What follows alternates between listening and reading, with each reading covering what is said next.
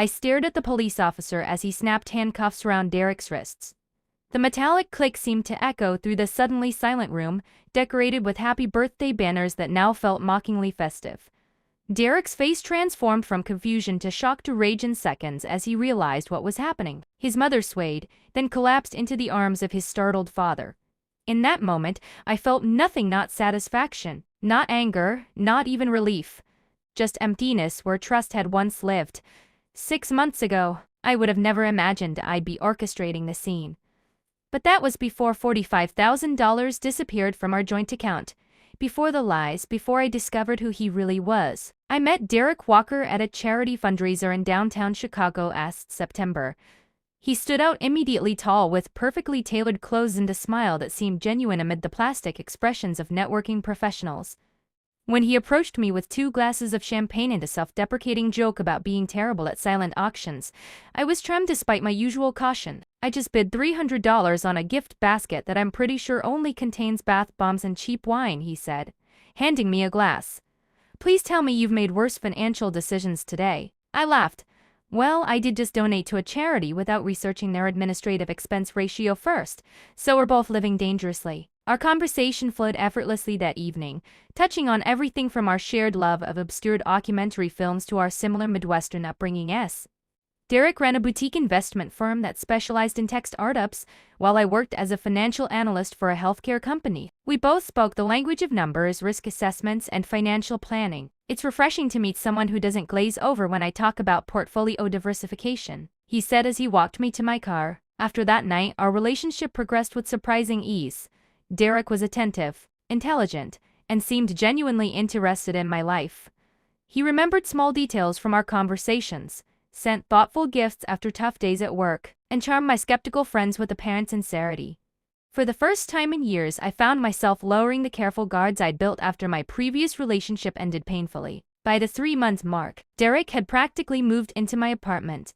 His toothbrush appeared in my bathroom, followed by clothes in my closet, and finally his favorite coffee maker on my kitchen counter. He was integrating himself into my life so smoothly that I barely noticed how quickly it was happening. We should think about getting a place together when your lease ends, he suggested one evening as we sat on my balcony, watching the city lights. Something with a better view and more space for both of us. The comment caught me off guard. That's moving pretty fast, isn't it? We've only been dating for 3 months. He reached for my hand, his expression earnest. When you know, I've never felt this connected to anyone before. His certainty was both flattering and unsettling. I'd always prided myself on being practical and methodical, especially with major life decisions. But there was something about Derek's confidence that made me question my hesitation. Was I being unnecessarily cautious? Was I letting past hurts prevent me from embracing something wonderful? 2 more months passed, filled with romantic dinners, weekend getaways, and increasingly serious discussions about our future. Derek spoke of marriage, children, and retirement plans with such certainty that it became difficult to remember a time when he wasn't part of my life plan. It was during a weekend trip to Michigan's wine country that he first brought up the idea of a joint bank account. It would make things so much easier, he explained as we sat on the patio of a vineyard restaurant, the late winter sun casting long shadows across the dormant vines.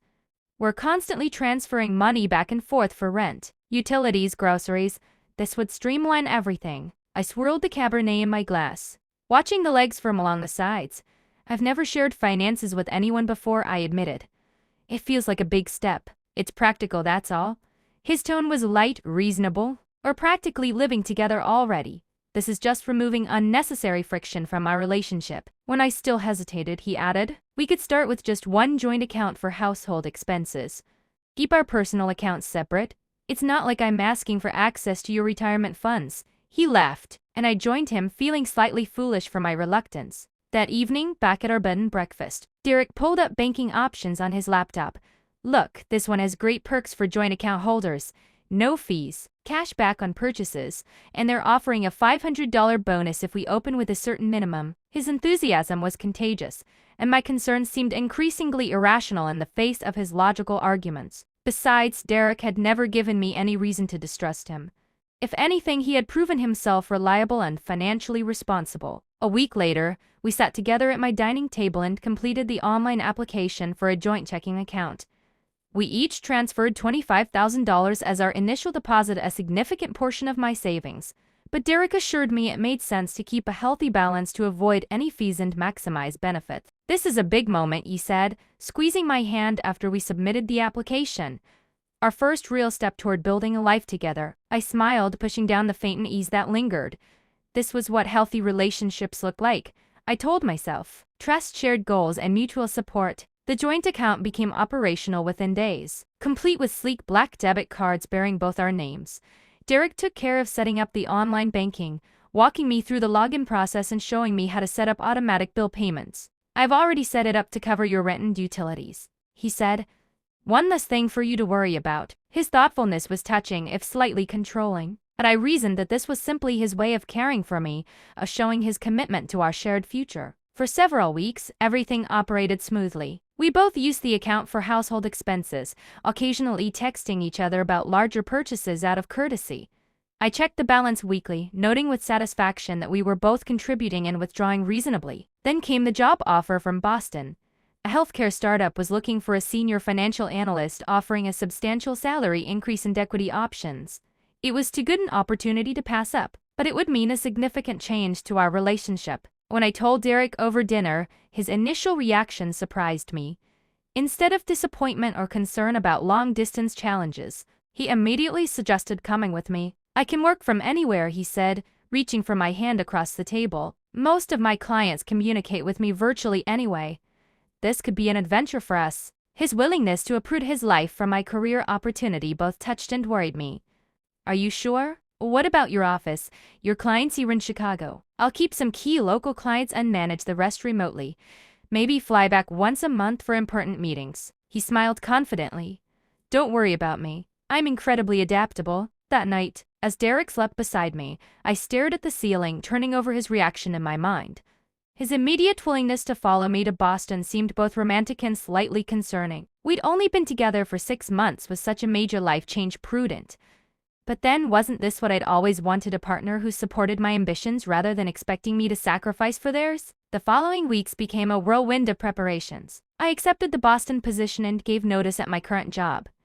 Derek began researching neighborhoods in Boston, sending me listings for luxury apartments with breathtaking views of the harbor or the city skyline. These are gorgeous, but they're way above my budget, I said one evening, scrolling through his latest selections. Our budget, he corrected with a smile. With both our incomes, we can afford something special. Besides, this is a celebration of your amazing new job. I acquiesced, flattered by his enthusiasm for my success and his apparent lack of ego about my career advancement. We scheduled a weekend trip to Boston to view apartments and explore the city together. The day before our flight, I logged into our joint account to transfer some additional funds for our trip expenses. What I saw made my stomach drop. The balance, which should have been around $50,000, was showing just under $5,000. I refreshed the page, thinking it must be a glitch. The number remained unchanged. Heart pounding, I navigated to the transaction history. There it was, a single withdrawal of $45,000 made 3 days earlier. The description simply read transfer to external account. Derek had withdrawn $45,000 without a word to me. My hands trembled as I called Derek. The phone rang 4 times before going to voicemail. I tried again with the same result. I sent a text, need to talk to you ASAP about the joint account. Please call me. An hour passed with no response. I paced my apartment, alternating between panic and anger. Perhaps there was a simple explanation. Maybe he had moved the money to a higher yield savings account as a surprise. Or perhaps he'd made an investment opportunity on our behalf. But why wouldn't he have mentioned it? Why withdraw almost the entire balance without a single word to me? By the time my doorbell rang 3 hours later, I had cycled through every possible scenario, from innocent misunderstanding to deliberate theft. I opened the door to find Derek looking unusually disheveled. His normally perfect hair slightly mussed and dark circles under his eyes. Hey, sorry I missed your calls, he said, leaning in to kiss my cheek. My phone died during a meeting, and it's been absolute chaos today. I stepped back, avoiding his kiss. Where is our money, Derek? His expression shifted subtly so quickly I almost missed it. A flicker of something, alarm, guilt, before settling into confusion. What do you mean? The $45,000 that disappeared from our joint account 3 days ago. The money you withdrew without telling me. He sighed heavily, running a hand through his hair. I was going to tell you tonight over dinner. It's a business thing, an emergency investment opportunity that came up suddenly. One of my clients needed capital for a tech venture that's about to explode, and you didn't think you should consult me before taking our money? My voice was rising despite my efforts to stay calm. Our money was sitting there doing nothing, earning practically zero interest, he countered, his tone shifting to something that sounded rehearsed. This investment will likely double within 6 months. I was trying to grow our future together. Half of that money was mine, I said. Money I worked for, saved carefully. You had no right. I had every legal right, he interrupted. It's a joint account. Either of us can withdraw funds at any time. That's how joint accounts work. His technical correctness only inflamed my anger further. This isn't about legal rights. It's about trust and respect. We're supposed to be partners. Derek's expression softened and he reached for my hands. You're right. I should have discussed it with you first. I got caught up in the opportunity and didn't want to miss out. I was thinking about our future, about giving us financial security. His apology seemed sincere, his explanation plausible. The investment world did sometimes require quick decisions. Still, something felt off. I need details, I said, pulling my hands away. Which client? What technology? What's the expected return timeline? And I want documentation. A flash of annoyance crossed his face before he masked it with an understanding smile. Of course, I'll get you everything.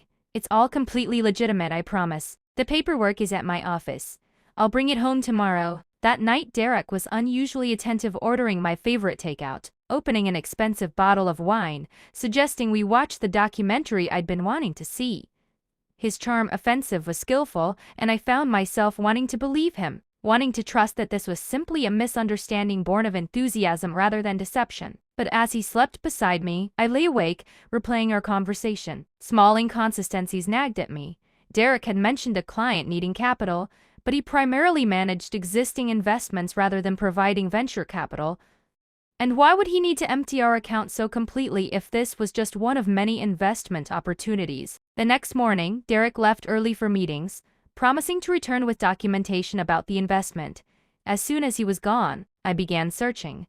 I checked his desk drawers, his briefcase, even the pockets of his suits, looking for what? I wasn't entirely sure. Bank statements? Secret correspondence? Evidence of another life? I found nothing concrete, just small oddities. A receipt for an expensive restaurant on a night he'd told me he was working late. A matchbook from a casino in Indiana, though he'd claimed to dislike gambling. A business card for a realtor in Las Vegas stuck into his passport. When I tried to log into our joint account again to review the transaction details more carefully, I discovered the password had been changed. The resetting mail would go to Derek's address, which he'd set as the primary contact. By late afternoon, with no word from Derek about when he'd be home, I made a decision. I called an old college friend who now worked as a forensic accountant for a major bank. Jennifer, I need your professional opinion on something, I said after exchanging brief pleasantries. Hypothetically, if someone withdrew a large sum from a joint account without their partner's knowledge, claiming it was for an investment but providing no details, what would you suspect might be happening? There was a pause on the line. Hypothetically, she replied carefully. I'd be concerned about several possibilities. Financial infidelity is unfortunately common, hidden gambling debts, supporting another partner, addiction issues. Sometimes it's just poor financial management. But the secrecy is a red flag. And if you wanted to trace where that money actually went, I asked, that would depend on whether you have legal standing to investigate. Is this joint account yours, Rachel? I hesitated before admitting the truth. Jennifer's tone immediately shifted from professional to concerned. Come to my office tomorrow. Bring any documentation you have about the account and we'll talk options. Don't confront him further until we know more. Derek returned home around 8 that evening, looking tired but pleased with himself. Sorry I'm late, he said, kissing my cheek. Getting all the documentation together took longer than expected. But I've got everything. He pulled several official-looking documents from his briefcase and spread them across our dining table.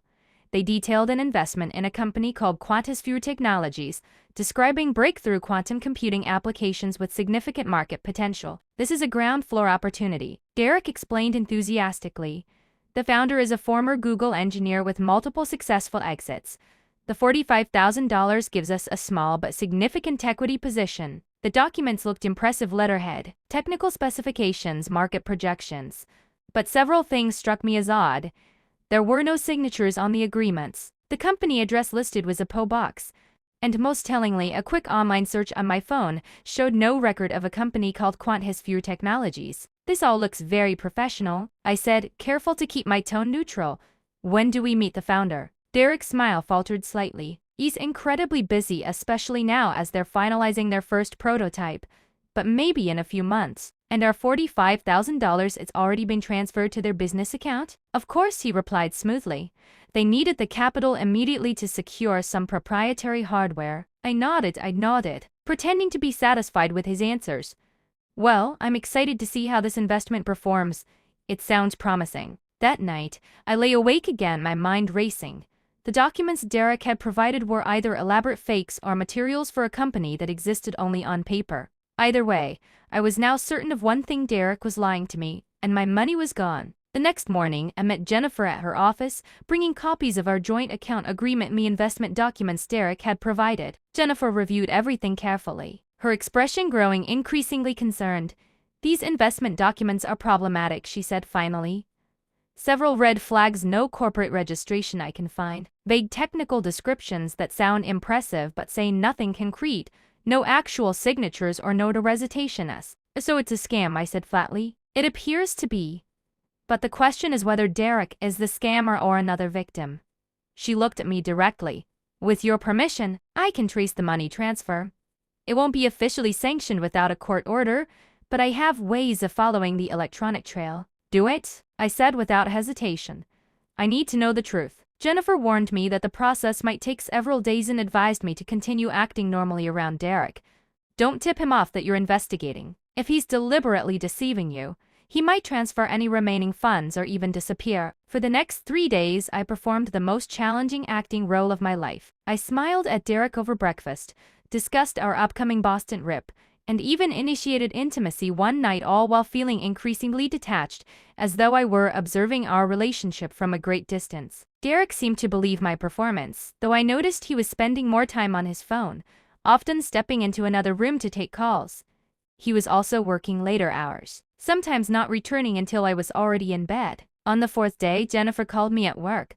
Can you meet me for coffee after work? I have information. We met at a quiet cafe several blocks from my office.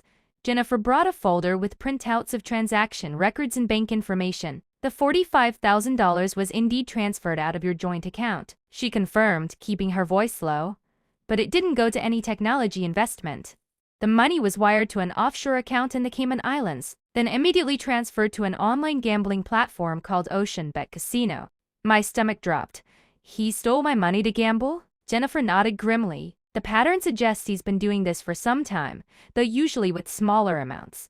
I found evidence of previous transfers to similar gambling sites dating back months, though from different accounts, likely his personal accounts before he set up the joint one with you. So this whole relationship, I couldn't finish the thought. I can't speak to his feelings, Jennifer said gently. But financially, this looks like a calculated plan. Get close to someone financially stable, establish trust, gain access to their funds, then divert them for gambling. She handed me a business card. This is a detective I've worked with on financial fraud cases. You should call him. What Derek has done is criminal. I took the card numbly. Thank you for doing this. One more thing, Jennifer added. Based on the transfer patterns, he's likely to empty the remainder of the joint account soon. You might want to protect what's left. That evening, I went to a different bank and opened a new personal account, then visited our joint bank and withdrew the remaining balance of just under $5,000.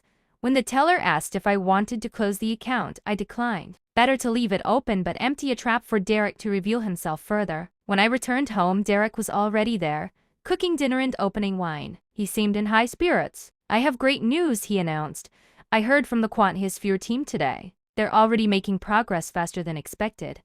Our investment is looking very promising. I forced a smile. That's wonderful. How much do they think we might make? Too early for exact numbers, he hedged, but potentially double our investment within a year. I nodded, playing along with his fiction while something hardened inside me. This man had stolen from me, was continuing to lie to my face, and clearly had no intention of stopping. By the way, I said casually, I was thinking we should celebrate your birthday properly before we move to Boston. Maybe a small gathering with some of your friends and family? You've met all my friends, but I've never met your parents. A flicker of surprise crossed his face before he smiled. That's thoughtful of you. My birthday isn't for 3 weeks though. I know, but we'll be so busy with the move. Better to celebrate before things get chaotic. I touched his arm affectionately. Please? I want to meet the people who raised such an amazing man. His ego suitably stroked, Derek agreed, though I noticed a certain reluctance. Nothing too elaborate, he cautioned. Just dinner with my parents and maybe a couple of close friends. Of course, I promised. Just an intimate gathering to celebrate you. Over the next week, I executed my plan with methodical precision. First, I contacted Derek's parents, introducing myself warmly as their son's girlfriend and expressing my desire to surprise him with a birthday celebration. His mother, Martha, sounded delighted, if slightly confused. Derek never mentioned a serious girlfriend, she said, her tone a mixture of pleasure and bewilderment. He's always been so private about his personal life. We've been together 6 months, I explained, living together for most of that time. I'm surprised he hasn't mentioned me. 6 months, she exclaimed, and living together. Well, this is wonderful news. Of course we'll come to Chicago for his birthday. His father will be so pleased. Her reaction confirmed another of my suspicions. Derek had kept me entirely separate from his family life. I wondered what else he had compartmentalized. Next, I called Detective Michael Ramirez, the contact Jennifer had provided. After explaining my situation, he agreed to meet me the following day. What you're describing sounds like a classic romance scam with a modern twist, he explained when we met at a coffee shop near the police station. Usually these scammers target older, vulnerable individuals online, but the principles are the same: establish trust, create a seemingly legitimate relationship, then exploit that trust for financial gain. Can anything be done legally? I asked. Half of that money was mine. The joint account complicates things, he admitted. Legally? Either party can withdraw funds without the other's permission. However, if we can prove intent to defraud and establish a pattern of behavior, we may have grounds for criminal charges. What kind of evidence would you need? Documentation of the transfer, proof that the investment company doesn't exist, evidence that he knowingly lied about the purpose of the withdrawal, and ideally, confirmation that this isn't an isolated incident. I slid Jennifer's folder across the table. My friend is a forensic accountant. She traced the money to an offshore gambling account, and she found evidence of previous similar transactions. Detective Ramirez reviewed the documents, his expression growing increasingly serious. This is substantial. With this and a formal statement from you, we may have enough for a warrant. How long would that take? Given the amount involved, we could expedite it. Perhaps a week, maybe less. I nodded, a plan forming in my mind. That would be perfect timing for his surprise birthday party. The detective raised an eyebrow. I'm not following. I'm organizing a gathering with his family and friends. It would be an ideal opportunity to serve the warrant when he's surrounded by people he's been deceiving. Detective Ramirez looked skeptical. Ms. Reynolds, this isn't a television drama. Serving a warrant is a serious law enforcement action, not a theatrical reveal. I understand that, I assured him. But Derek has been methodically lying to everyone in his life. His parents have no idea about me, despite our supposedly serious relationship. His friends probably don't know about his gambling. He's created separate realities for different people. I want those realities to collide. After further discussion, Detective Ramirez reluctantly agreed that the gathering could provide an opportunity to locate Derek with certainty and minimize the risk of him fleeing before the warrant could be served. But we do this by the book, he insisted. No dramatic accusations or confrontations before we arrive. You simply host your gathering and we'll handle the legal aspects professionally. I agreed to his terms, though privately, I was already envisioning the moment when Derek's carefully constructed house of cards would collapse. Over the next few days, I continued my performance as the loving, unsuspecting girlfriend. Derek, meanwhile, seemed increasingly distracted and made several attempts to access our joint account. That's strange, he said one evening, frowning at his phone. I'm trying to check our account, but it's showing an error. Really? Let me try, I offered, taking out my phone and pretending to attempt to log in. Weird. Maybe the bank's website is having issues. Probably, he agreed, though I noticed him trying again later that night when he thought I wasn't looking. 2 days later, he broached the subject more directly. I was thinking we might need to transfer some additional funds into our joint account for the Boston move. Deposits, moving expenses, furnishings for the new place, it all adds up. How much were you thinking? I asked innocently. Maybe another $20,000 each, just to be safe. I nodded thoughtfully. That makes sense. I'll transfer my portion next week after my next paycheck clears. He smiled, clearly pleased with my agreement. Perfect. I'll do the same. What Derek didn't know was that I had already contacted my new employer in Boston, explaining that personal circumstances had changed and I would need to postpone my start date by a month. They had been understanding, if disappointed. I had also quietly begun searching for a new apartment in Chicago, something short-term where I could regroup after the inevitable implosion of my relationship. The day before the planned birthday celebration, I met with Detective Ramirez one final time to confirm the details. "We'll arrive at 8:30, he explained. 2 officers in plain clothes and myself. We'll enter discreetly and identify ourselves only when approaching Mr. Walker directly. His parents and at least 4 of his friends will be there," I confirmed. "I've reserved a private room at the Meridian restaurant downtown. And you're certain you want to proceed this way? There are less public options for serving the warrant." I nodded firmly. He needs to face the consequences of his actions in front of the people he's been deceiving. It's not just about the money, it's about the calculated manipulation and lies. Detective Ramirez studied me carefully. "This isn't just about justice for you, is it? It's about retribution." "Perhaps," I admitted. "But sometimes those two things align perfectly." The morning of the party, Derek seemed unusually agitated. He made several calls from our balcony, speaking too quietly for me to hear. When I asked if everything was okay, he claimed it was just work stress. "I'm looking forward to tonight," I said, kissing his cheek. "A nice dinner with your parents and friends will help you relax." He smiled distractedly. "Right. About that, my parents might be a little late. Dad's having some car trouble." "No problem. The reservation isn't until 7:30. I'm sure they'll make it in time." As I prepared for the evening, selecting a conservative blue dress that would appear appropriate for a family dinner, I noticed Derek checking his phone repeatedly, his expression growing increasingly anxious. "Is something wrong?" I asked. "Just some unexpected business complications," he replied vaguely. "Nothing for you to worry about." I strongly suspected the business complications involved his discovery that our joint account was now empty. I had been monitoring the account online and had seen several attempted withdrawals in the past 24 hours, all rejected due to insufficient funds. At 7 o'clock, we took a ride-share to the Meridian. Derek seemed distracted during the journey, staring out the window and responding minimally to my attempts at conversation. When we arrived, I led him to the private dining room I had reserved. "This seems elaborate for a small family dinner," he commented as we entered the elegantly appointed space with a table set for 8. "Only the best for your birthday," I replied with a smile that didn't reach my eyes. At 7:30, Derek's parents arrived.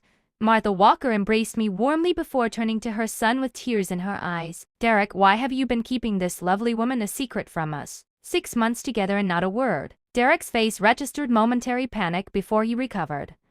"I wanted to be sure it was serious before introducing you," he explained smoothly. "You know how you get, mom planning weddings after the first date." His father Robert shook my hand firmly.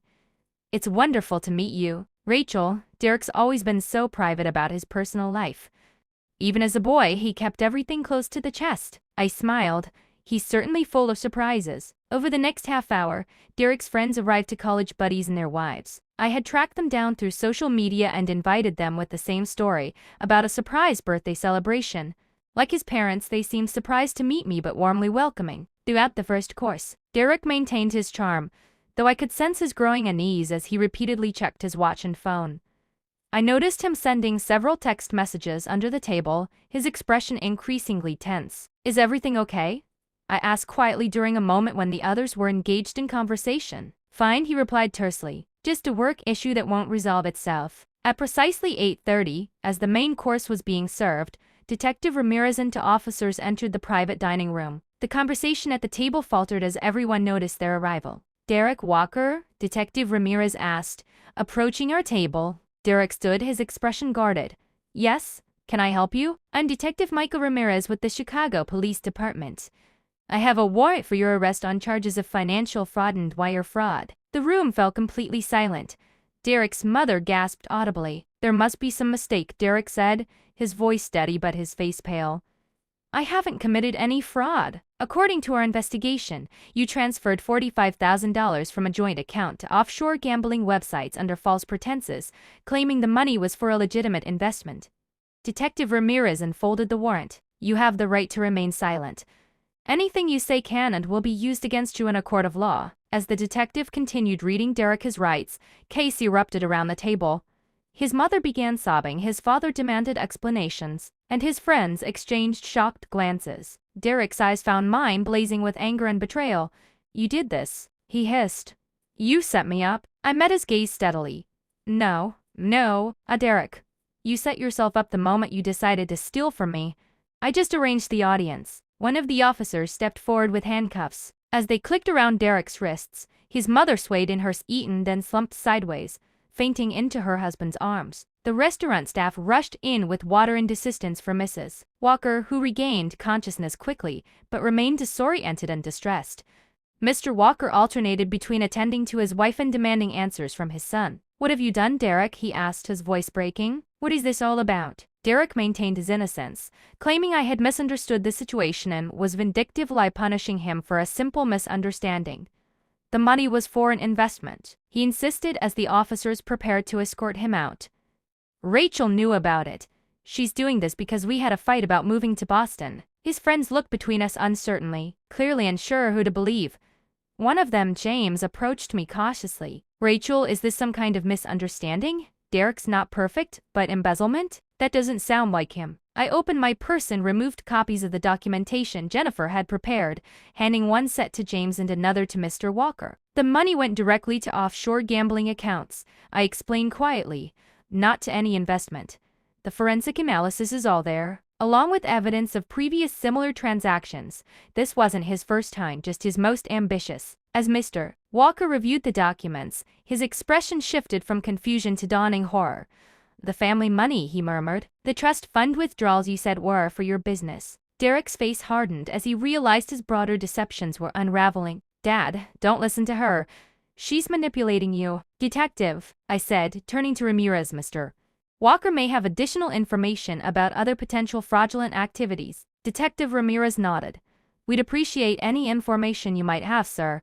We can take your statement at the station after we process your son. As the officers began to lead Derek away, he made one final desperate appeal.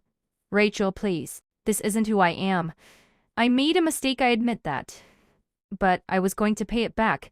I just got in over my head. For a moment, I allowed myself to feel the full weight of his betrayal, the carefully constructed lies.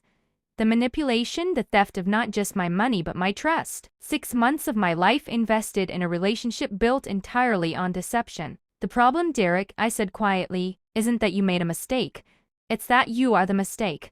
Everything about you is fabricated, your stories, your promises, your supposed love for me.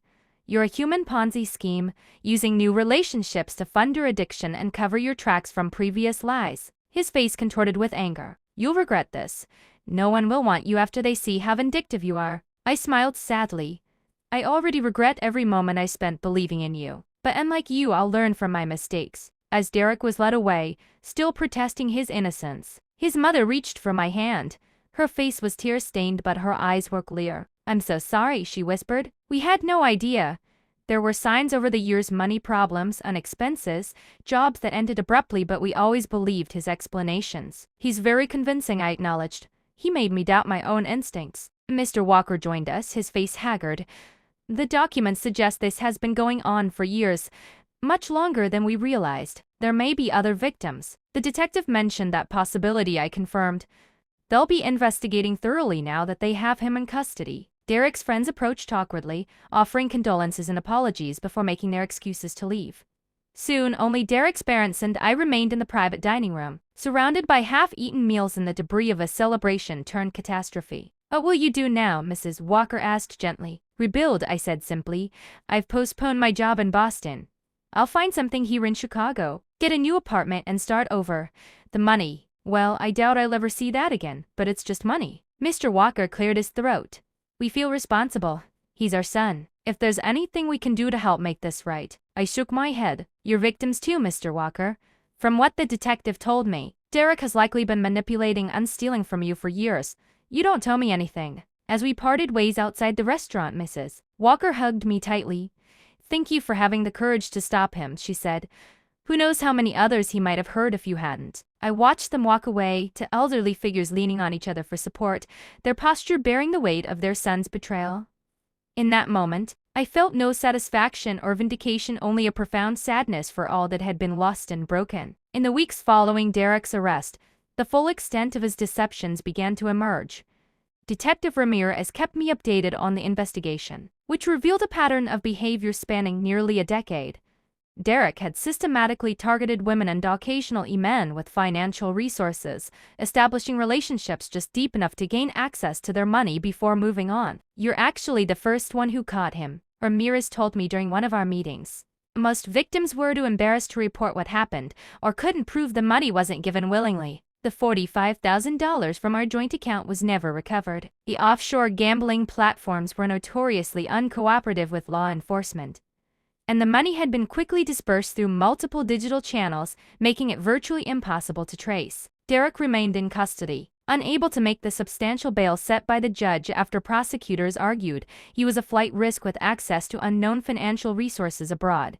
His attorney attempted to contact me several times, suggesting a potential plea deal that might include partial restitution if I would agree to reduce the charges. I declined all such overtures. "This isn't about the money anymore," I told Detective Ramirez. "It's about ensuring he can't do this to anyone else." 3 months after the arrest, I attended the preliminary hearing where Derek would enter his plea. I sat quietly at the back of the courtroom, watching as he was led in wearing an orange jumpsuit, his formerly immaculate appearance now disheveled. When he spotted me, his expression hardened momentarily before his attorney whispered something that caused him to look away. To everyone's surprise, Derek pleaded guilty to all charges. His attorney cited his client's remorse and desire to make amends as the motivation for the plea, though I suspected it had more to do with the overwhelming evidence against him and the possibility of additional victims coming forward during a trial. As part of his statement to the court, Derek offered a formal apology, his voice steady as he addressed the judge. "I recognize the harm I've caused through my actions. What began as poor judgment escalated into a pattern of deception that hurt many people who trusted me. I accept full responsibility and am committed to making whatever restitution is possible." I listened to his perfectly crafted words, the appropriate remorse, the vague acknowledgement of wrongdoing without specific admissions, the implied promise of financial restoration that we all knew was impossible.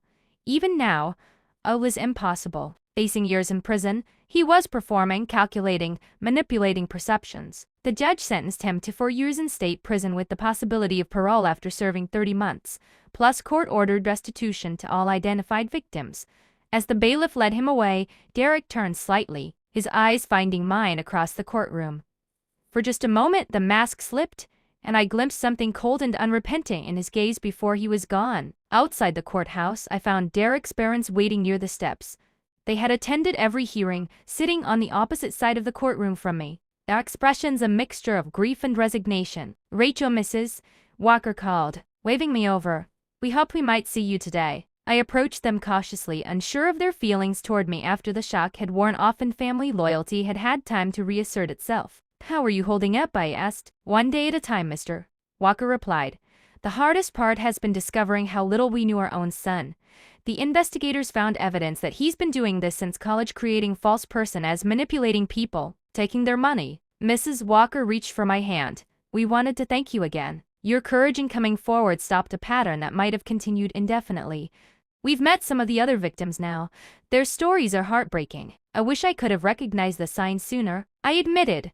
There were red flags I chose to ignore because I wanted to believe in him and us. "He's always been gifted at making people see what they want to see," Mr. Walker said sadly. "Even as a child, he could talk his way out of anything. We thought it was charm and intelligence. We never imagined how he would use those gifts." We stood in silence for a moment, 3 people connected by the actions of a man who had betrayed us all in different ways. "We're selling our house, Mrs.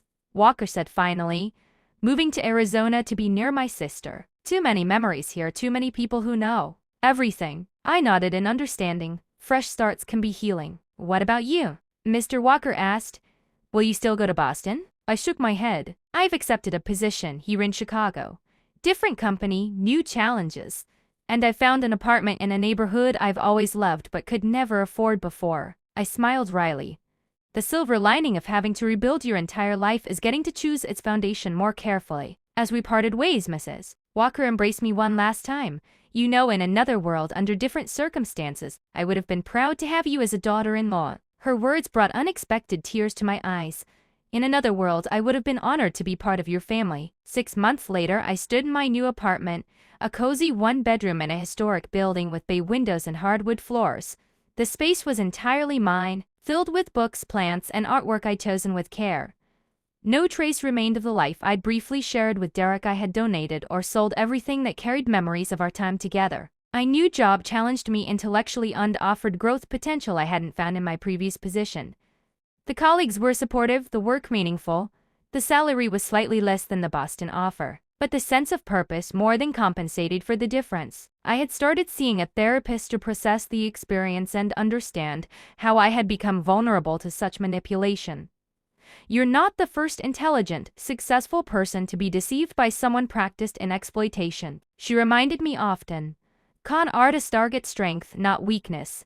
They want victims with resources and resilience. Gradually, I began to trust my judgment again, to recognize that one devastating mistake didn't define my ability to assess character or build meaningful relationships. I made new friends, reconnected with old ones, and eventually, hesitantly, began dating again, though with a healthy caution that I now recognized as wisdom rather than fear. One evening, as I was leaving my favorite coffee shop, I received a call from an unknown number.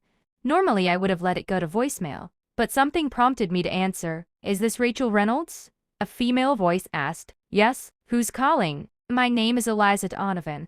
You don't know me, but I was engaged to Derek Walker 3 years ago. My hand tightened around the phone. I see. The district attorney's office contacted me as part of their investigation. They mentioned your name, said you were the one who finally caught him. Her voice grew quieter. I just wanted to thank you. After what he did to me, I was too ashamed to come forward. I blamed myself for being foolish, for not seeing through him. It wasn't your fault, I said firmly. He was extremely convincing. Still, you figured it out and did something about it.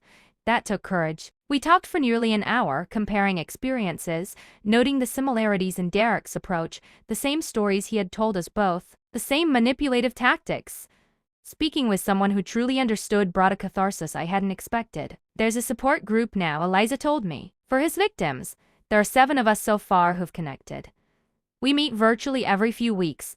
Would you be interested in joining? I considered the offer. Part of me wanted to move forward without looking back, to relegate Derek to a chapter of my life that was firmly closed. But another part recognized the value in shared healing, and transforming individual pain into collective strength. Yes, I said finally. I think I would. That night, I stood at my apartment window looking out at the Chicago skyline. The city lights glittered against the darkening sky, each one representing a home, a life, a story unfolding. Somewhere in that vast urban landscape were others who had experienced betrayals and losses, who had rebuilt from broken foundations, who had discovered their own resilience in the aftermath of deception. 6 months ago, I had organized a birthday party that became an arrest. I had watched as handcuffs closed around the wrists of a man I once thought I might marry. I had seen the collapse of illusions, his, mine, his family's, in the harsh light of truth. The pain of that moment had been acute, the aftermath challenging. But standing in my own space, surrounded by the life I had thoughtfully reconstructed, I recognized that Derek had taken my money, but failed to take what mattered most: my capacity for trust, for joy, for growth beyond the shadow of his deception. In the end, the greatest revenge wasn't the public humiliation or the legal consequences I had orchestrated in that restaurant. It was this: my quiet, determined reclamation of myself, my future, and my ability to distinguish authentic connection from its counterfeit. Derek had spent his life perfecting the art of pretense. I was learning something far more powerful: the art of genuine renewal.